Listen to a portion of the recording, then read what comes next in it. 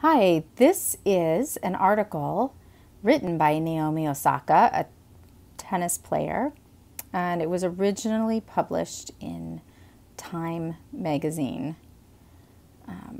Naomi Osaka withdrew from the French Open to tend to her mental health and prepare for the Olympics in Tokyo. Here she writes, "Life is a journey. In the past few weeks, my journey took an unexpected path, but one that has taught me so much and helped me grow. I learned a couple of key lessons.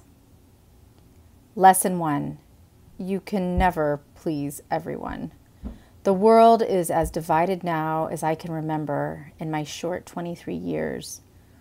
Issues that are so obvious to me at face value, like wearing a mask in a pandemic or kneeling to show support for anti-racism, are ferociously contested. I mean, wow. So when I said I needed to miss the French Open press conference to take care of myself mentally, I should have been prepared for what unfolded."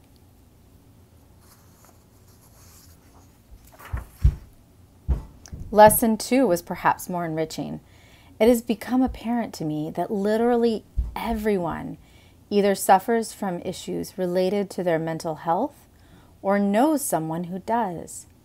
The number of messages I received from such a vast cross-section of people confirms that.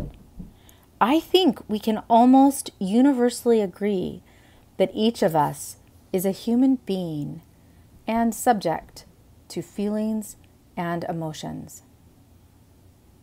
After taking the past few weeks to recharge and spend time with my loved ones, I have had the time to reflect, but also to look forward. I could not be more excited to play in Tokyo. An Olympic Games itself is special, but to have the opportunity to play in front of the Japanese fans is a dream come true. I hope I can make them proud. Michael Phelps told me that by speaking up, I may have saved a life. If that's true, then it's all worth it.